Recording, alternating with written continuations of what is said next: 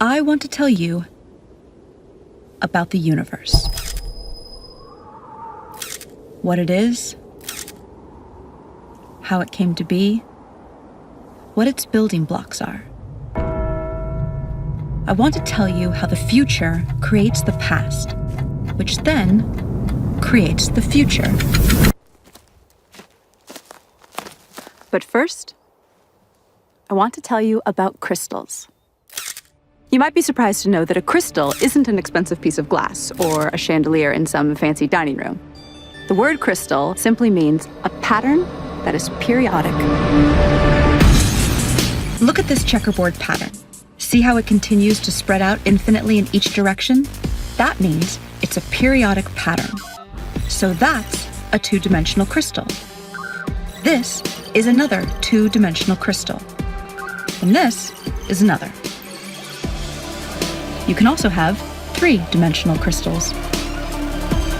By the way, this 3D glass is called crystal because its atoms are actually arranged in a crystalline pattern.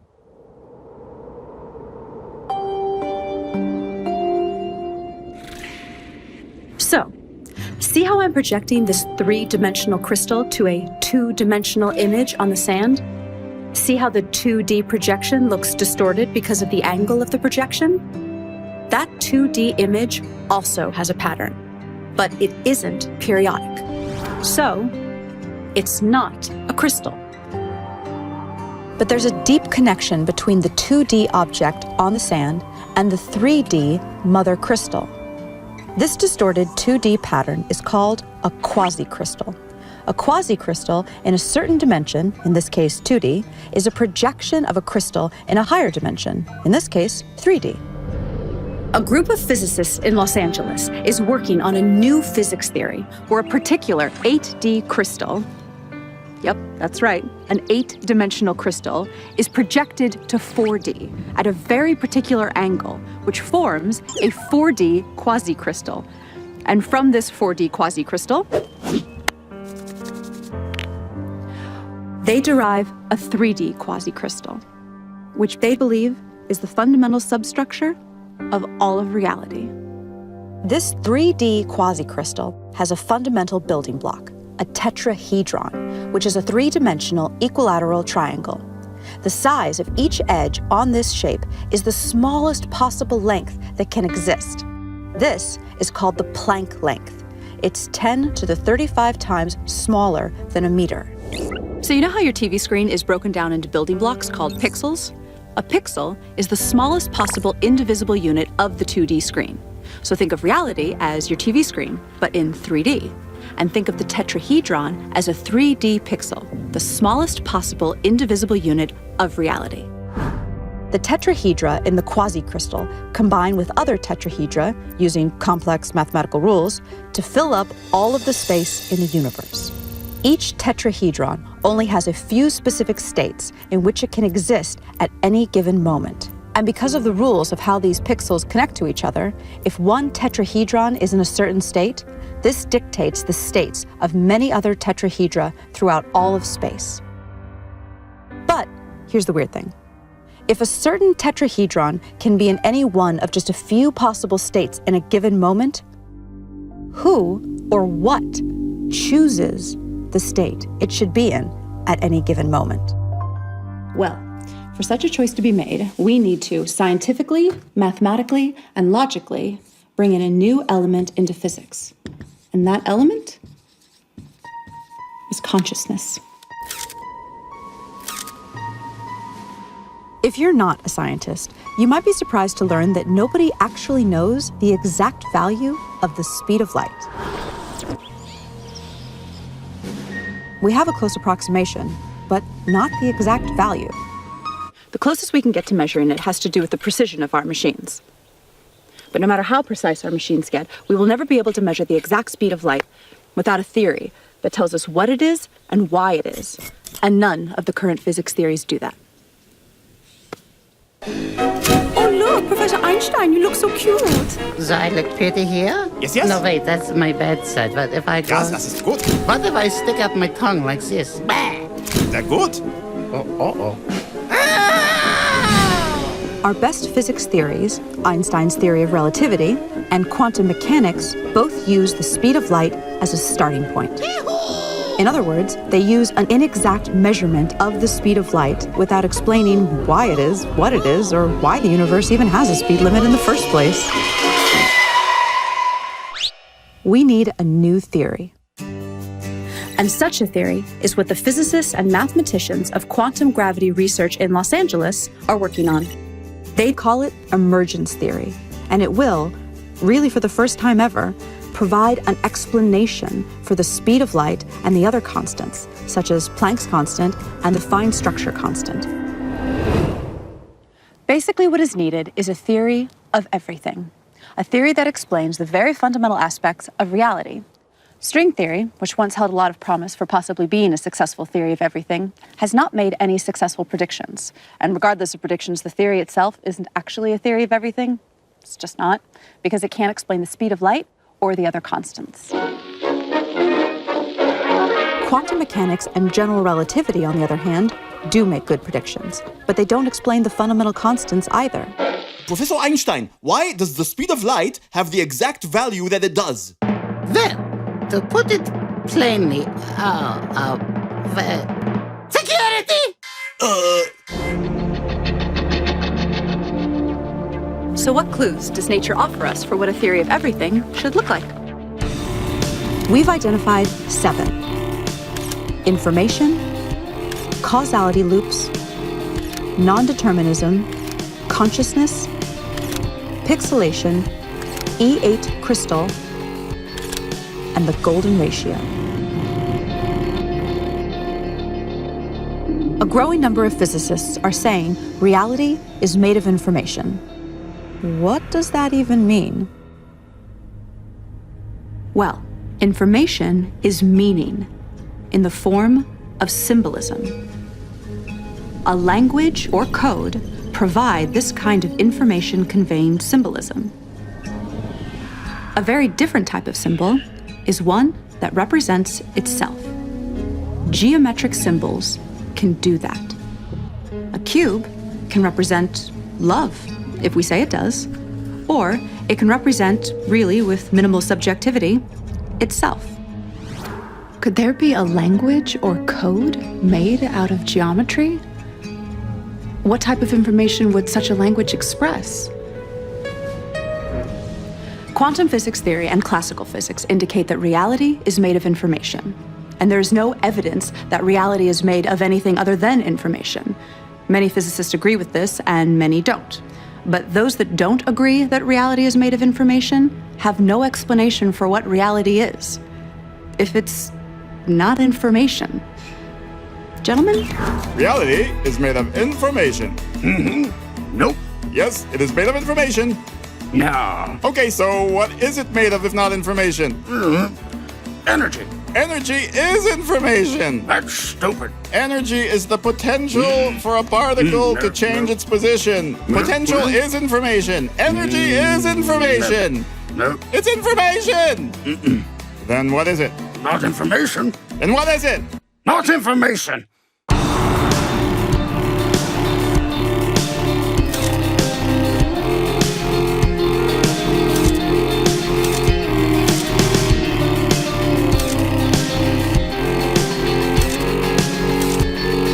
Reality is geometric.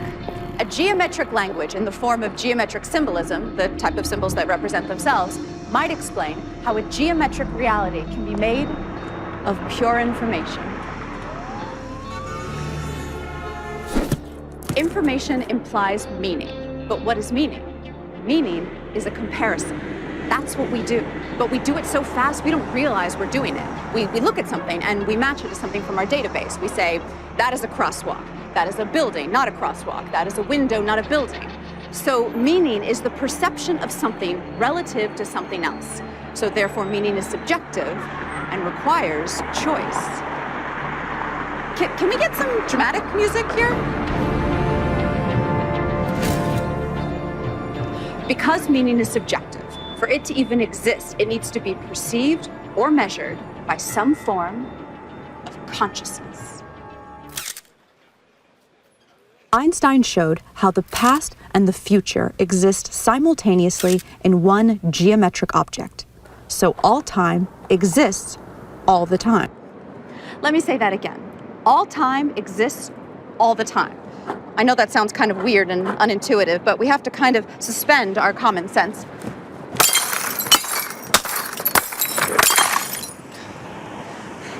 And accept that mathematically, and according to the best physics formulas we have, that actually makes sense. So, let's visualize the geometric object that Einstein spoke about as a block. Remember the tetrahedra, the building block pixels of reality I told you about? Now imagine the entire universe, everything, everywhere, in one frozen moment in time. Like a single frame in a movie. In this one frame, all of reality everywhere appears frozen in this one position. Let me give you an analogy. In a movie shot on 35mm film, there are 24 frames a second.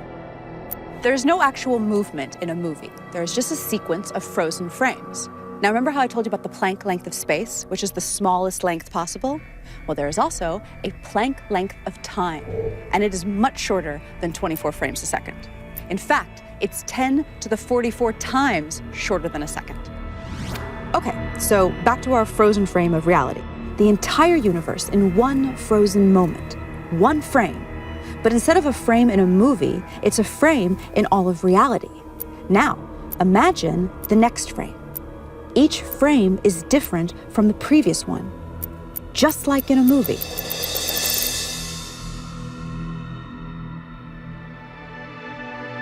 See how all frames exist in Einstein's space-time all at once? Okay, now here's where things get really, really weird. We assume that the past influences the future. That's how we appear to experience reality. But when you look at this block, why would one side be the past and one side be the future? Why go left to right and not right to left? Why can't the future influence the past? Take away the names past and future if that helps you think of this concept. So what if the past influences the future and the future influences the past in an endless feedback loop? So then, the question is, which part of the past is influencing which part of the future and vice versa? And the answer is, all time is affecting all time, all the time. Ay, I need a drink.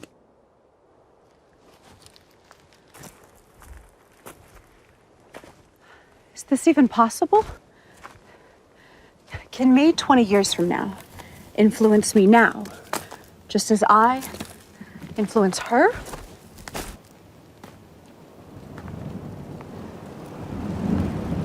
So can me 5 minutes from now influence me 10 minutes ago, just as me 10 minutes ago influences me as a baby, just as me as a baby influences me on my deathbed?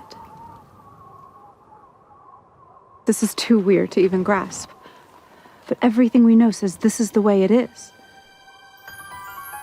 Am I stoned? Okay, so if every moment is co-creating every other moment, both forward and backward in time, then reality would be this massive neural network spanning space and time. This type of network would have one even way stranger quality than anything we've talked about so far.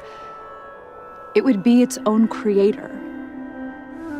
But the fact that all time exists all the time does not mean that the future is written in stone, and we're some kind of programmed animation or something. That's what they used to believe, though. Years ago, it was popular to believe in the somewhat bummer idea of reality being a deterministic program playing itself out. Light is scattered by electrons and is bounced off electrons. The famous double-slit experiment ruled out determinism. Look it up if you've never heard of it. It's wild and is one of the cornerstones of modern physics. But for now, take my word for it. It ruled out determinism and ushered in a new era of non-determinism, or basically, free will. So, how does free will work? One of the most surprising discoveries of quantum physics is that reality only exists when it is observed. That literally, particles do not exist until they are observed. Famous physicist John Wheeler, he's the guy who came up with the term black hole, says that reality is made of information, which is created by observation. The observation must be made, he says, by something conscious. And Nobel Prize winner Frank Wilczek said that quantum theory is contentious and obscure, and that it will remain that way until someone constructs, within the formalism of quantum mechanics, an observer, a model entity whose states correspond to a recognizable caricature of conscious awareness. An entity, an observer. So Frank Wilczek is basically talking about an entity, not necessarily a human being or an animal, that is capable of generating information by observing and measuring. But what would that conscious entity be? Well, we definitely know that consciousness exists in the universe. I mean, at least in us humans, right? I mean, I'm conscious, you're conscious, he's conscious, I think. I'm conscious. I'm conscious.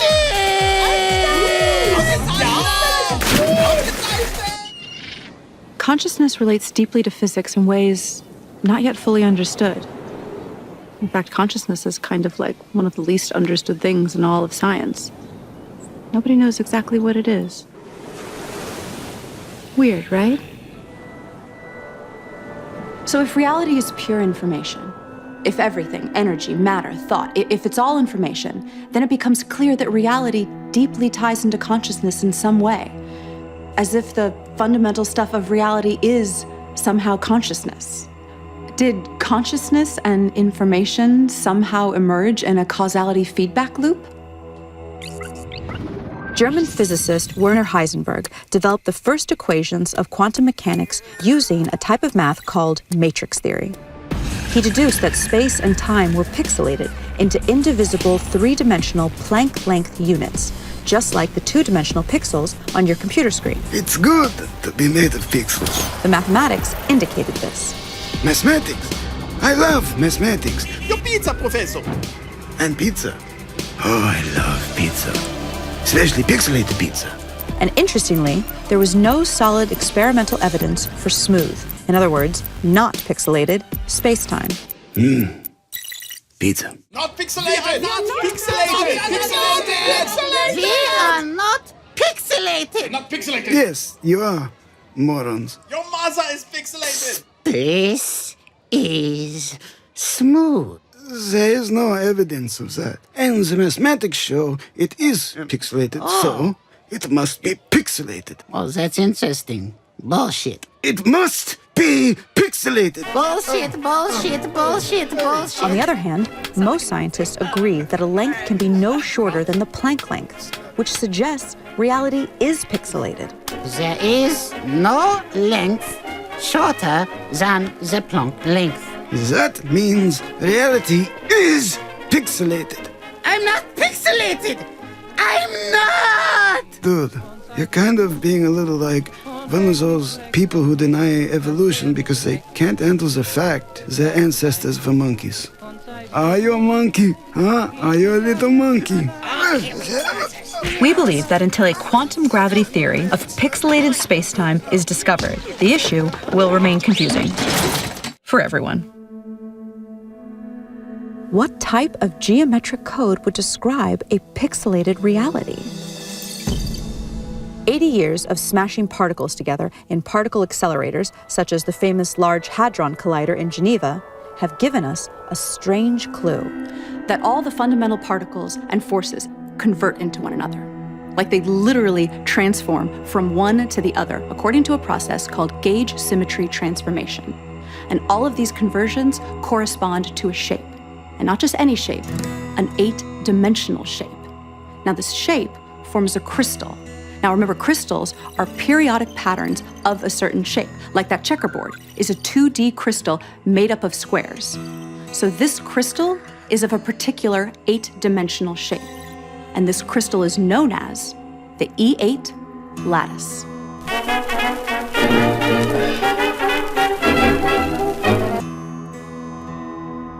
To generate that 3D quasicrystal, the substructure at the pixelated fabric of reality, we project this 8D crystal to 4D. And then we convert that to 3D. Now, just like the basic cell shape of the 3D cubic lattice is the cube, the cell shape of the E8 lattice is an 8D shape with 240 vertices. We call it the Gaussian polytope. When the Gaussian polytope is projected to 4D, it becomes two identical shapes of different sizes. The ratio of their sizes is a unique number, 0.618, also known as the golden ratio.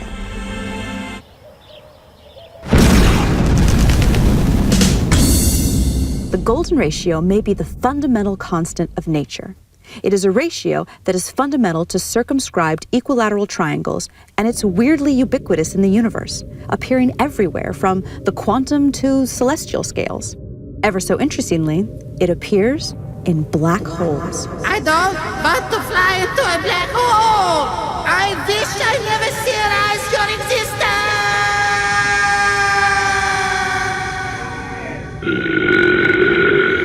Okay, let's get serious for a second. Here are 3 quick facts for you science heads. The golden ratio is the precise point where a black hole's modified specific heat changes from positive to negative. And it is part of the equation for the lower bound on black hole entropy. The golden ratio even relates the loop quantum gravity parameter to black hole entropy. Why does this support the claim that the golden ratio is the fundamental constant of nature? Because a theory of everything must unite general relativity with quantum mechanics, and a black hole is where these two theories converge at their limits. Okay, so bear with me through some really weird math right now, and I'll reward you with some amazing footage of John Malkovich getting a pie in the face. There's a type of mathematics called matrix mathematics. No, not that type of matrix.